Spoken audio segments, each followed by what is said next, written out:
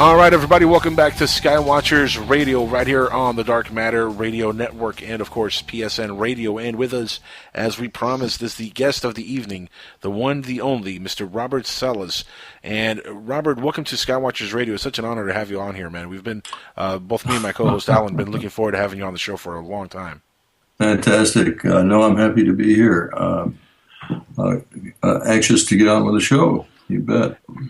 Now, you wrote a book called Faded Giants that was co-authored with James Klotz, which detailed your own UFO incident while stationed at Malmstrom AFB in Montana. Let's start off with your background a little bit, because for the audience that might not know or be or are aware of your history and your story, I want them to know Robert Salas. So let's go into your background and what happened to you with this incident. Okay, sure.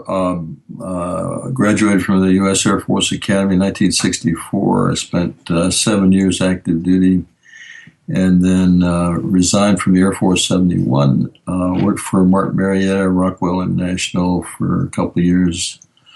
Did a little bit of Space Shuttle design work, and then went to work for Federal Aviation Administration as an aircraft certification engineer in structures, aircraft structures.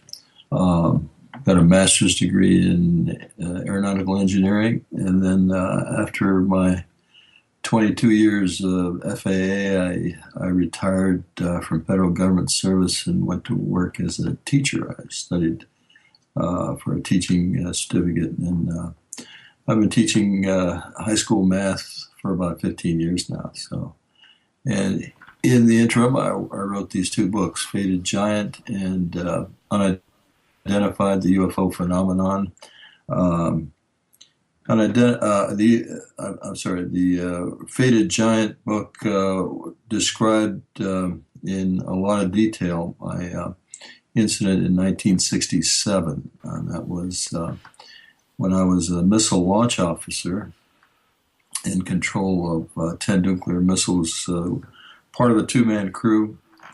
March 24th, 1967, we were on duty at Oscar Flight, which is an underground facility in control of 10 nuclear missiles. These were Minuteman I missiles. We had 6 guards upstairs. We were in an underground hardened capsule. We were locked in overnight and not allowed to leave until we were relieved by another crew. Obviously, we had control of nukes, and we didn't want anybody else going in there.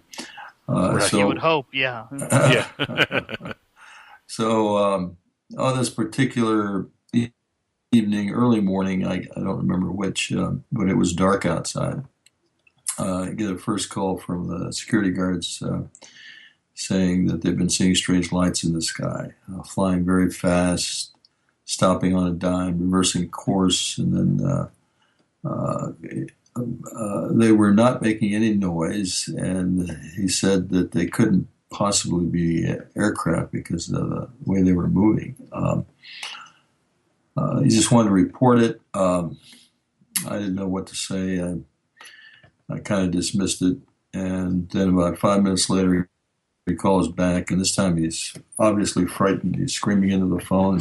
He says he's got all his guards out there with their weapons drawn, and they're looking at a glowing reddish object, pulsating light. It seemed to have some kind of a oval shape in the middle of the light, but he couldn't make out the structure. It was about 40, 50 feet long, but it was just sitting over the front gate, and they were all scared to death. They didn't know what the heck this thing was. They wanted me to tell them what to do next. I told them, make sure nothing comes inside the fenced area. I was kind of shocked. I didn't know exactly what to think of this, except that I knew he was frightened, and so frightened that he had all the guards out with their weapons. So I thought that we might be under some sort of attack. And so he hung up the phone. I went to wake up my commander, was taking a rest break, and just as I was about to tell him about the phone calls, we get a little bells and whistles in the capsule going off. We look at our status board. shows the status of the missiles, and they all went from green to red. In other words, they were unlaunchable. They were incapacitated while this object was still up there. So now we had all the controls for the missile underground. They had no ability upstairs to instigate any kind of a hoax. So we reported this to the command post back at Malmstrom, which is about 100 miles to the west. And they told my commander the same thing happened at another flight. Now, at that time, I thought he meant the same thing happened that evening. But after I got some documents from the Air Force, I realized that this happened a week earlier. So that was the Echo flight incident. Echo flight, very similar to our flight, another 10 missiles. They had UFOs sighted over their facilities, their launch facilities, where the missiles are actually located about a mile or two away from the launch control center. So, and they had guards, they had maintenance people out there that saw UFOs at the time of their shutdown. They lost all 10 of theirs. So that happened a week earlier. So within the span of about 8 days, we lost 20 nuclear missiles during UFO sightings. Did they ever come back online, or they were just done and drained of energy, or what?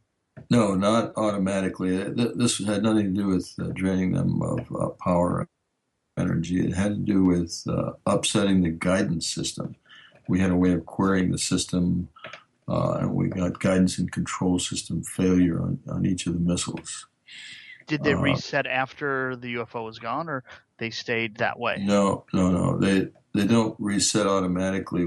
This is an inertial guidance system, which means that once the guidance system is upset, it's got to be manually reset. So we had to send maintenance teams out there, and so it took approximately a full day.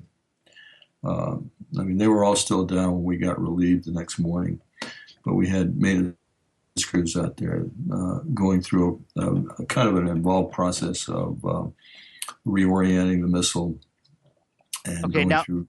Can I ask a question or two? Sure. If the guidance system is screwed up, does that mean their GPS coordinates were screwed up, or it couldn't reach the GPS satellites, or was it a magnetic interference? Was it, what was the not the source of the malfunction? It might have been the UFO, but what was the diagnosis of the malfunction? Okay, well, first of all, we didn't have GPS in 1967. Well, that's a good point. That's a good point. Wow. Hold on. I'm not so sure about that. To the public, you might be right that we didn't have access to it. That's another good point. There were military satellites up there that had GPS coordination since what? They had the internet since when? The 70s? Like, I'm not going to argue with 66. There were satellites up there being able to, that were in geosynchronous orbit, in 66, that were able to guide missiles in. No, sir. You'll have to do your research. Anyway, way these missiles... I'm going to go with his word on this one, Any conspiracy theorist that's listening to this? I'm going with Robert Salas. He seems like he knows more than you about this. I'm just saying. I know right. nothing. Robert. I hear nothing. I see nothing. Let me just say this. Inertial guidance system. I've got the procedure here. I've been through this. I've talked about this for 20 years. Plus, I went through all the training. But how long have you been talking about it, Alan? Huh? But basically, he's got tenure. I'm not going to argue with him. All right, go ahead, Robert. Basically, what has to happen is they go through what's called an alignment procedure. They actually shoot the stars and go through. That's how they determine how to orient the missile. It's a very involved procedure. Like I said, it's called a targeting and alignment procedure, and it has to be done physically. We had no GPS. Take my word for it. We had no GPS at the time. If we did, we would have used it. this was a manual procedure that had to be done to each missile separately. So that's why it took so much time. Oh. Okay, but basically, to answer your question, what this object would have had to do was send a signal through 60 feet of earth and concrete, penetrate triply shielded cables, triply shielded against electromagnetic interference. Obviously, we didn't want any kind of VMI sending signals to our missiles, so these cables were, they had triply shielded systems.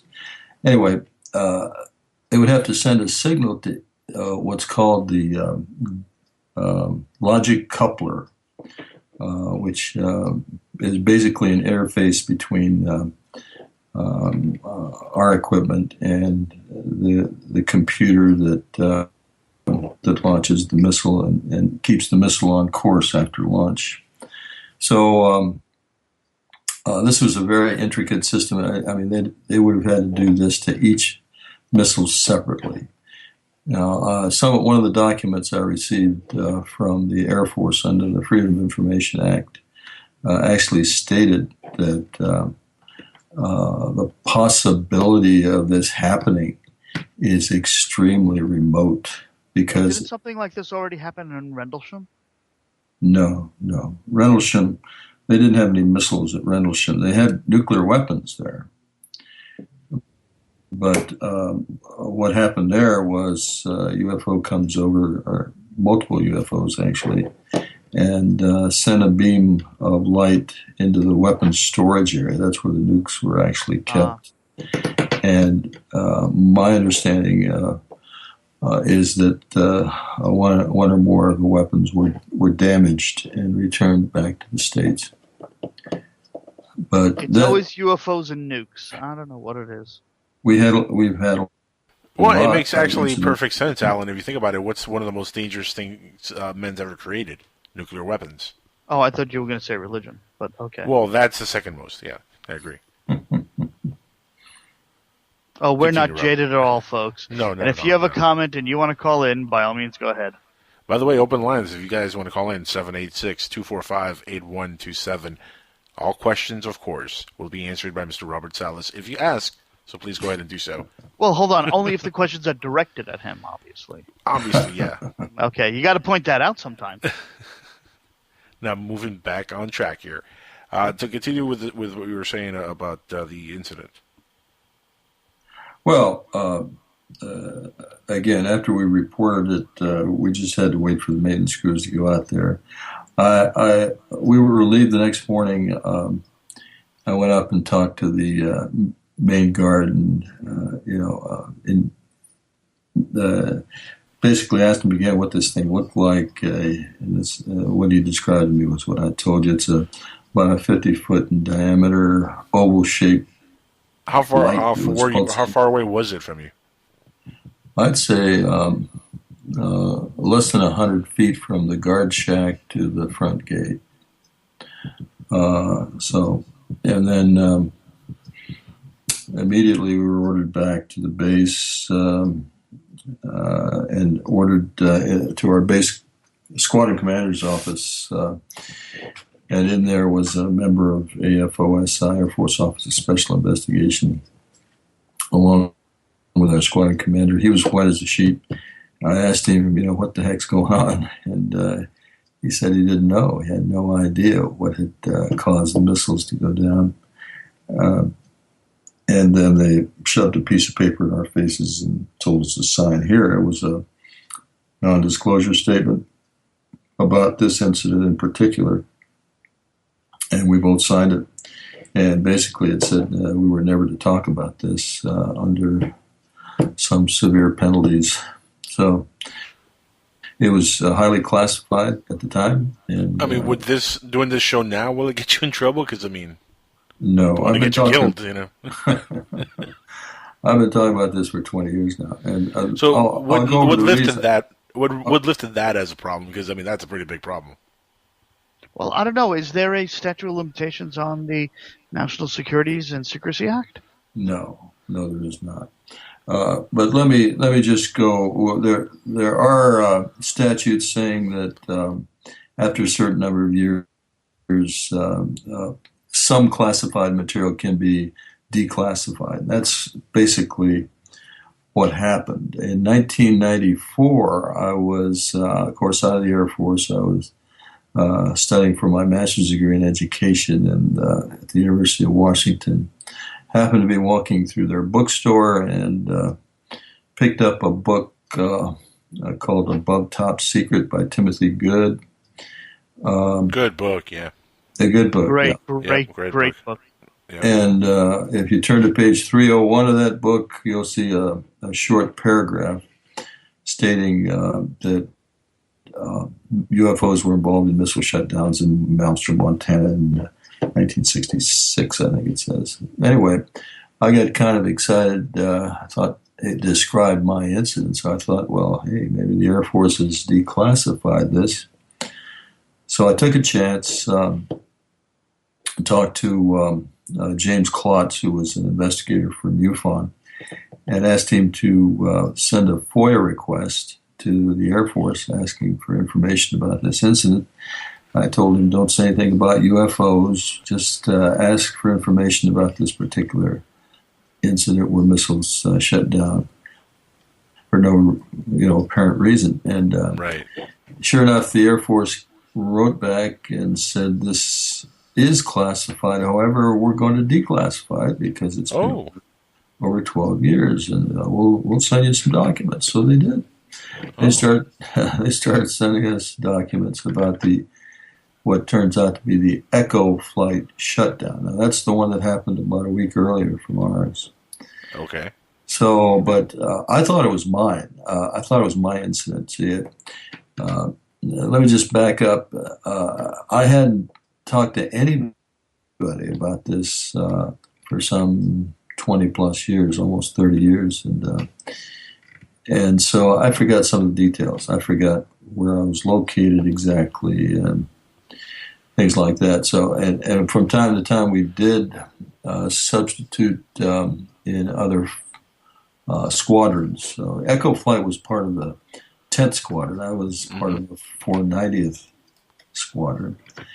And anyway, I thought this was my incident, so I started talking about it as a UFO incident since the Air Force had declassified Echo. Well, after a couple of years, I finally located my commander, Fred Mywald, and he told me that, no, we were not at Echo, we were at Oscar.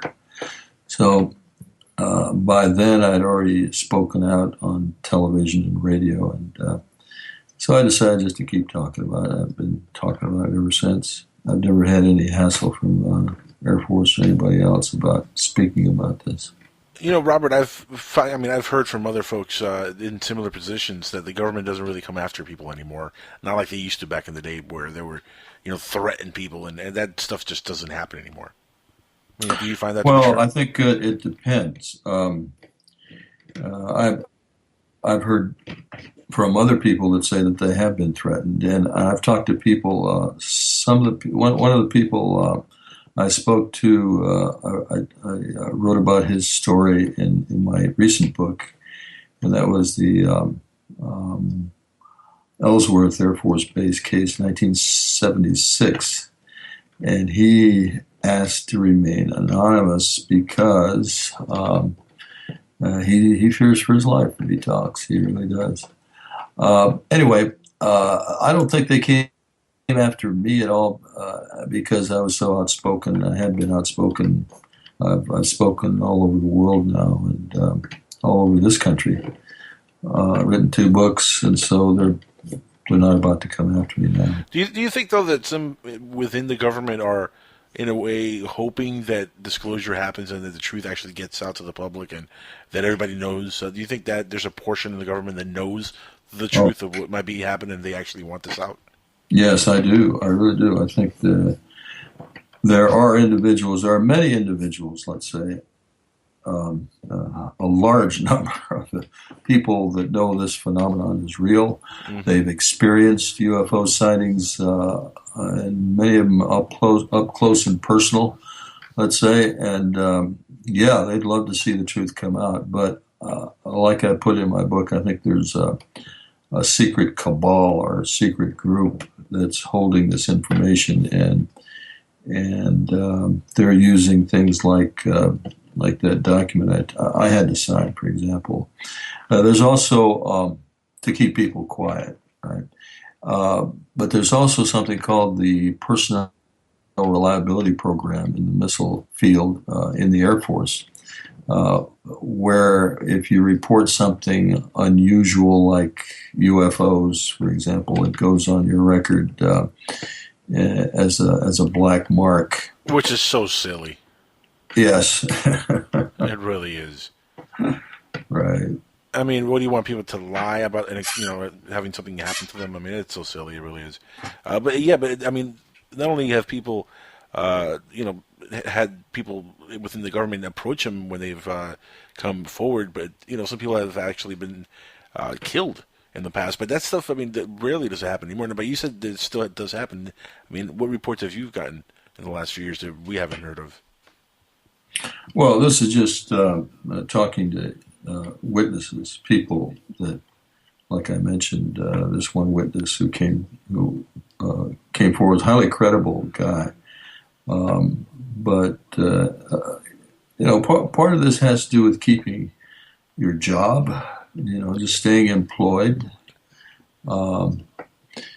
such as Air Force pilots. Civilian pilots and Air Force pilots, running to, maintain their careers, things like that. But I have talked to people that are frightened of their safety. Really? I mean, I've heard reports where pilots who come forward have completely lost their entire career just from one report. Yeah, I think so. I think that happens. Anyway, that's shameful that would happen. But I mean, let me ask you a question. Let me ask you a question, because I've come up with a theory in the last 7 years of researching ufology, and my theory has to do with Tesla and UFOs and the Nazi UFOs. I do think there's some truth to the Nazis have been working on some UFO technology. What, the Hanabu and some of those other things? Some of that other stuff, but I've also been doing a lot of research in the last year on Tesla and what he was working on, and I've come to like a certain conclusion that perhaps what we've seen in the last 50 years, this phenomenon that's called ufology or UFOs, has to do with the engineering that we did back when we inherited all these scientists from Nazi Germany and then used the technology that Tesla had. If you guys Google Tesla UFOs, there's a whole lot of stuff on there on the internet regarding this stuff. But supposedly the story goes that technology came from aliens directly to Tesla and to the Nazis, which either way goes back to space aliens. Do you think there's any truth to that at all, Robert? I doubt it. Well, there goes that theory. It's just my opinion. Can you still hear me? Yep. Yeah. Sorry. A little more echoey. Go ahead. It's just my opinion. I know that I've seen that material about the Nazis. I've seen the comments of Tesla saying that while he was working on one of his experiments, he felt that he had been in contact with extraterrestrial beings. Yeah, I mean, he had schematics of what looked like a flying saucer. He called it Tesla's flying saucer, and I mean, this looks like the modern-day flying saucer. It really did. Yeah, and after he died, in his hotel room, all of his papers were taken. Well, here, do the math for me. Let's do the timeline here for a second, real quick, Robert. We have 1943, the death of Nikola Tesla, right? 1943, he died. And a couple of years later, we have the end of the war, right? That we inherit all these Nazi scientists into the U.S. program through Operation Paperclip. What happens a few years after that? Roswell. Yeah. Okay. The big one, right? The big one in ufology. Now, follow along here. If you're engineering some kind of new technology where it's maybe of alien origin, and you're really trying to get the kinks out and you're trying to work this thing and trying to make it work, if you're the U.S. government and you're doing this in secret somewhere in the Nevada desert, for example, couldn't there be a chance that maybe a crash or two could happen because it's new technology to us? It's possible. Interesting thought.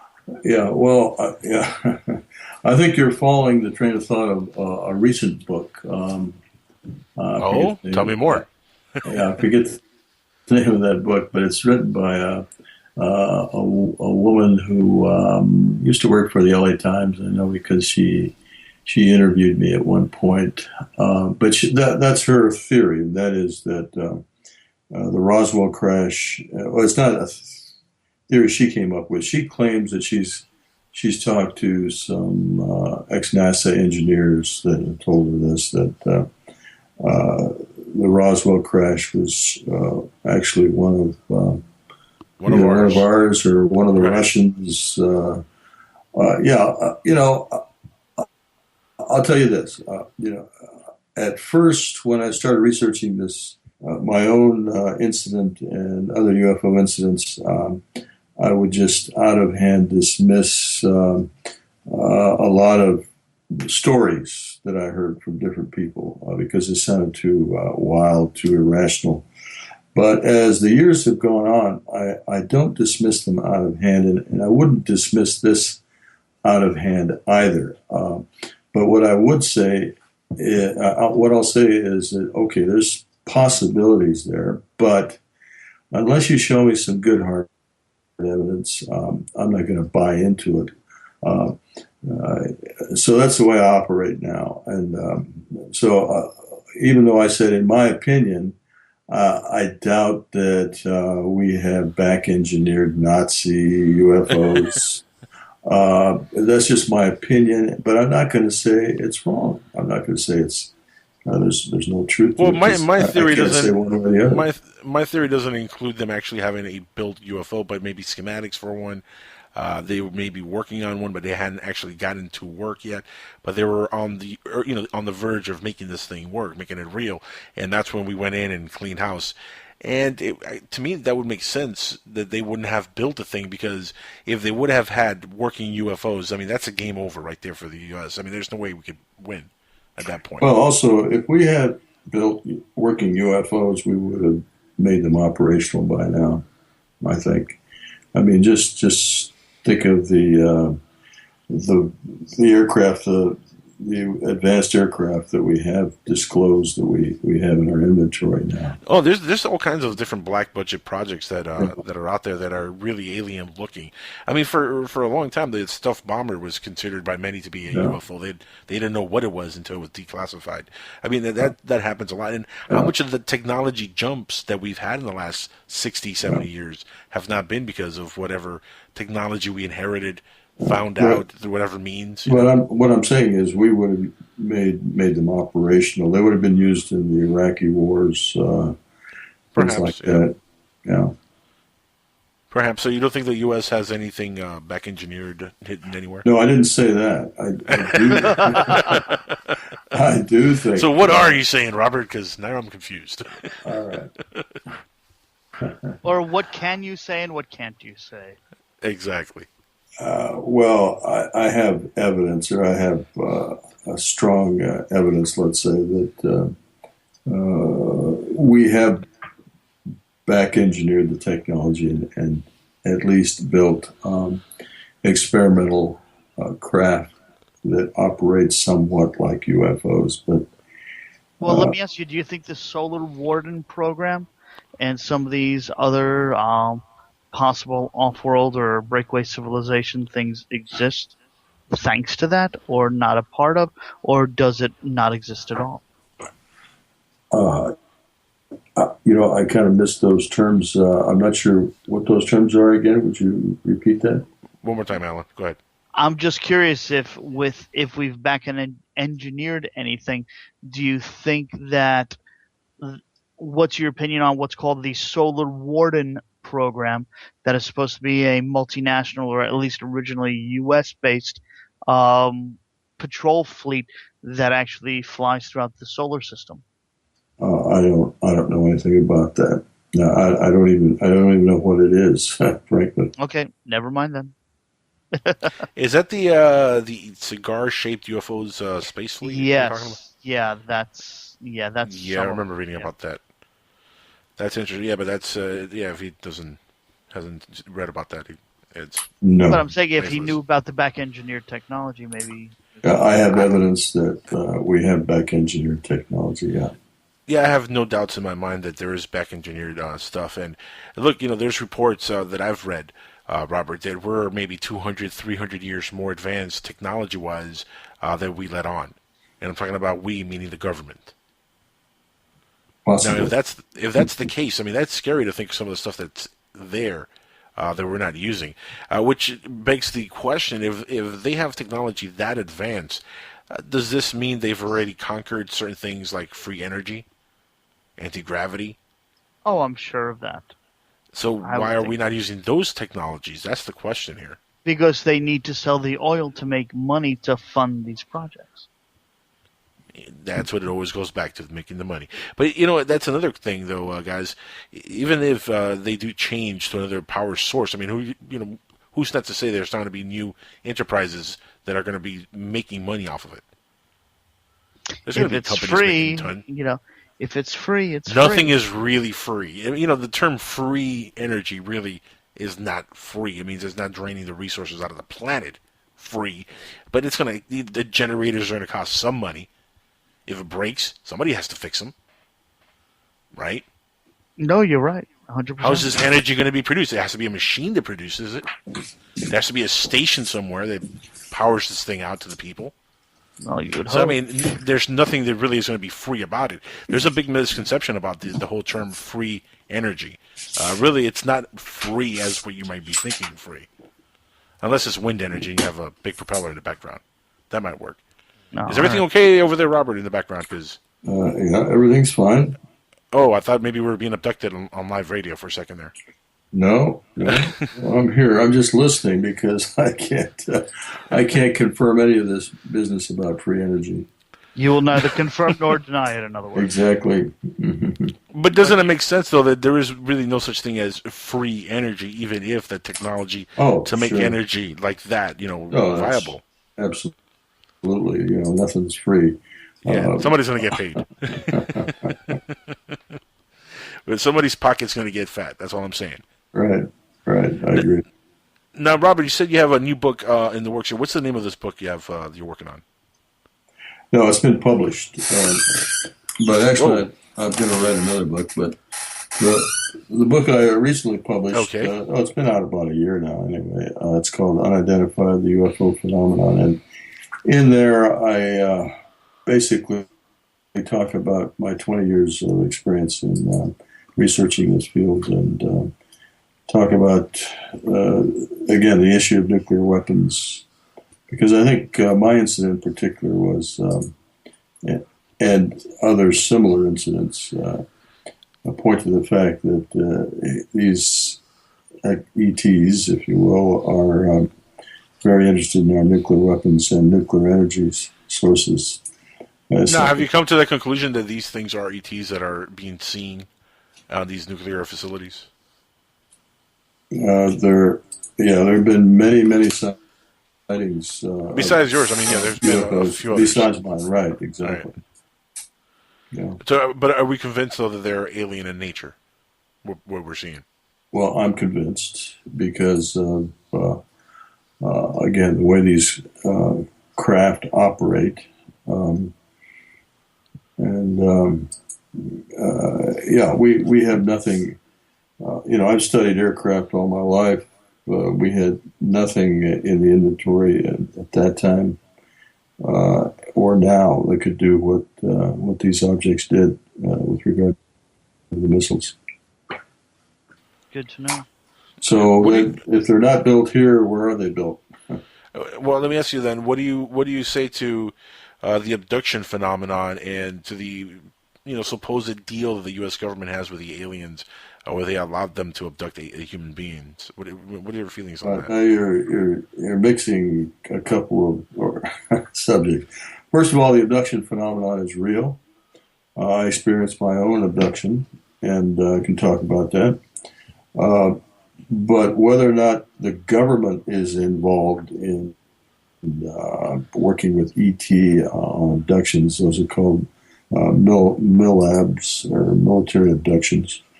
I have no evidence, nor do I believe that. So I don't ascribe to that theory. Okay. But the fact that people are being taken by extraterrestrial entities is, to me, an established fact. I'll tell you my story. So, what I know about it, 1985. Now, this was after my incident, but before I went public with my UFO incident. I was living in Manhattan Beach with my wife and two small children in a particular house, I recall. And one evening we were all asleep, and I suddenly wake up and I notice that there's a bluish light coming from the living room area. I wake up my wife, and she also sees the blue light. I tell her I'm going to get up and investigate, and so I start to get out of the bed, and I am paralyzed. I can't move. Now, I struggled, and so this is the first reason I'm convinced this was real and not a dream, because I remember struggling with every ounce of energy I had to try to get my mobility back. I yelled out to my wife, and she was unconscious at this point. So next thing I recall, seeing a hooded figure in the doorway. And I was also aware that there were others in the bedroom. I can't, at this point, recall what any of these beings looked like. But you felt a presence in the room, yes, basically. I felt their presence in the room. And in fact, I thought these others were childlike because they were small in stature. The next thing I remember is being lifted off the bed, kind of floating off the bed, and being guided towards the bedroom window, and specifically thinking that I had locked that window and they don't know how to open it. But as it turns out, they took me right through the window. I know how crazy that sounds. It sounds crazy, but that's what I've been able to retrieve. And I've been through 4 hypnotherapy sessions where I've retrieved some of this information. Anyway, I go right through the window. Next thing I recall, I don't remember a craft overhead or a light or anything or being taken up. The next thing I recall is being on like a metal table, ostensibly inside a craft. But I was being shown a long needle. They actually placed this, what looked to me like a very long hypodermic needle in front of my eyes, so I could, to be sure to see it, and communicated with me that they would insert this into my groin area, and it would not hurt. Well, I doubt that very much. Yeah. I'm not putting money on that one. Yeah, that just sounds painful. Starting to do this, it hurt like hell. It really was very painful. So that's I believe you. Second reason this was not a dream, because I still remember that pain. It was excruciating pain. And, when I objected, the pain went away almost immediately. But so that was that. Basically, next thing, I was taken through this curved tunnel, escorted by 2 of these beings. And again, we weren't walking, we were kind of floating. through this tunnel, and all of a sudden I'm back in my bedroom. The next morning, I didn't remember any of this. Did you have any markings on your body at all? And I don't recall looking at my body because I didn't remember any of this. My wife didn't remember any of this. We didn't talk about this until I think it was 2007. Oh, wow. So this happened in 85, and we didn't talk about it until 2007. And this was after... What brought it up? What brought up the subject, 2007, after such a long time? What's that? What brought it up after such a long time? What brought it up? We were actually at a conference in Ireland, and they had some people speaking there that had experienced abduction, and so a couple of these thoughts came to mind. Some of the details I just mentioned, and I just happened to ask my wife. I said, "Do you remember back in '85, seeing a blue light in our living room?" And one evening, and I was going to go check on it, and she said, "Yes." And I'd never asked her that question before, but when she confirmed the fact that she had indeed seen that blue light, that's when I decided to go ahead and get hypnotherapy, and that's when I started recovering some of these memories. But to me, that was a confirmation again that this was not a dream. But from 85 to 2007, it was just kind of like a blurry dream kind of memory. Yeah, it was every once in a while I'd have kind of a flashback, but I couldn't put it all together, and I didn't really want to. I didn't want to think that, man, was I really taken? This is pretty wild stuff. What do you think the agenda is, though, of the aliens with these abductions?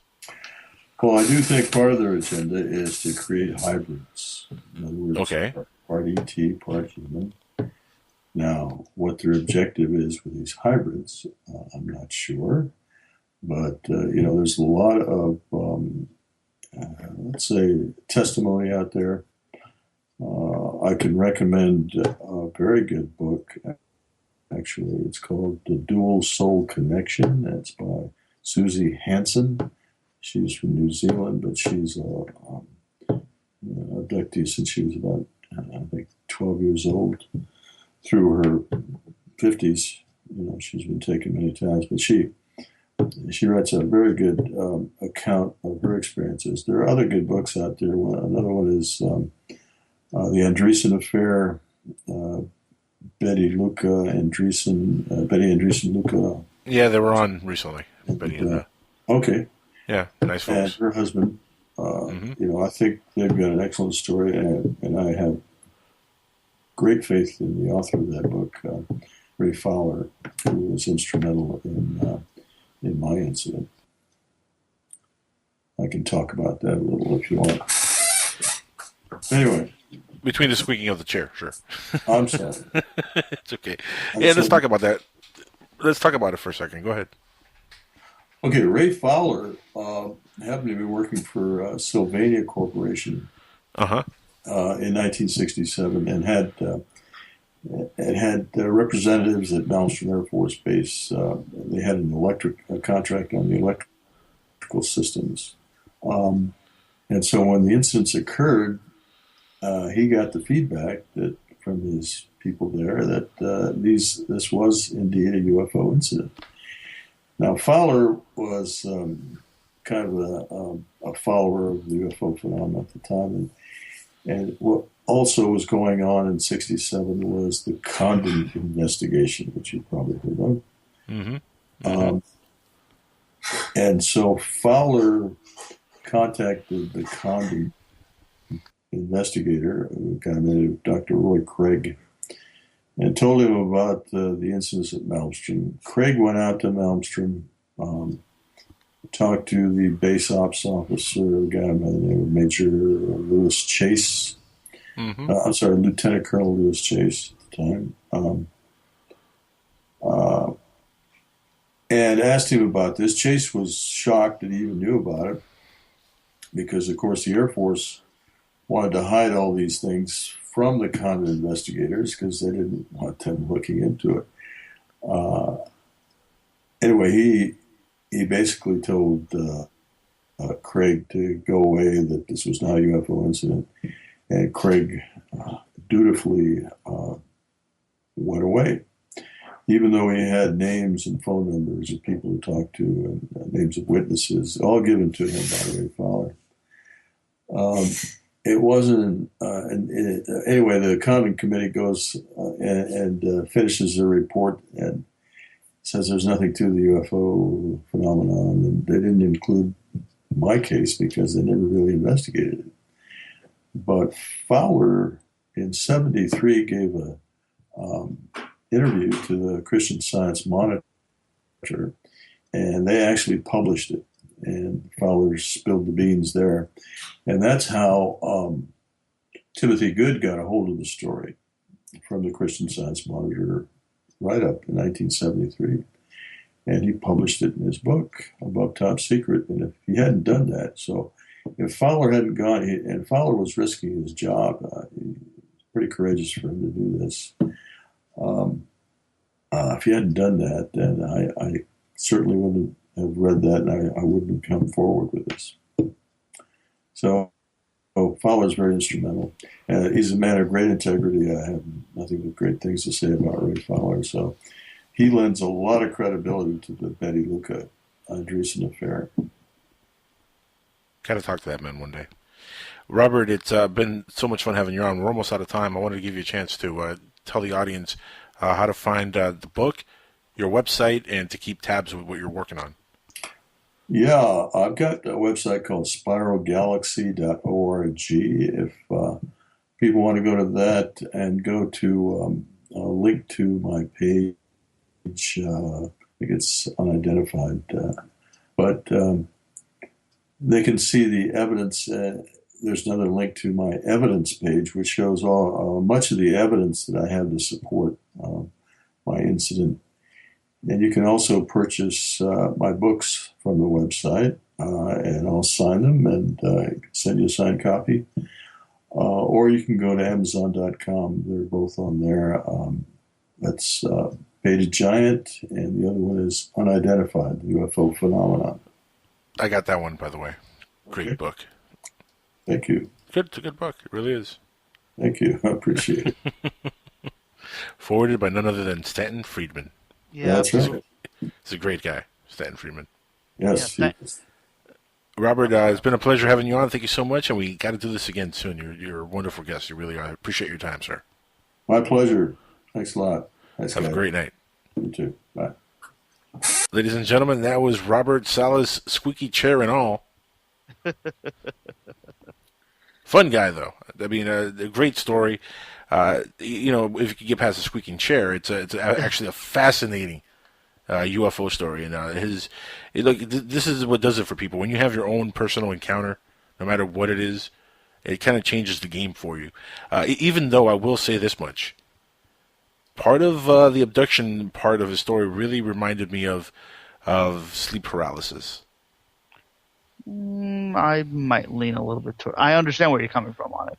Because I suffer badly from sleep paralysis, and so far, I've been told you should really see a psychiatrist and see if have some hypnotherapy and see if maybe you've been abducted.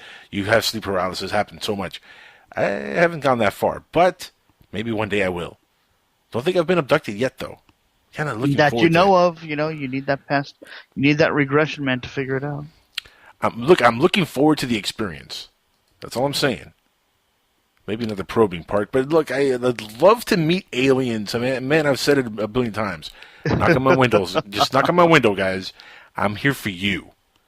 I really am. Actually, it's the other way around. They're here for you. Unless they're going to eat me, then don't knock on my window. But Soylent Green is people. Crickets? Crickets? Okay, fine. So it's the To Serve Man cookbook again. Yes. Crickets. Yeah, no one called in. I'm just so wow. What happened to everybody? Does it shock you, man? I don't know what happens. I'm a little bit bothered, but I'm a little bit upset by it. We get the number out 3 or 4 times. We had an epic people like Nancy Burns and Robert Salas on, and I don't know what's going on, but we had a nice sized guest list. Every week we have some great guests.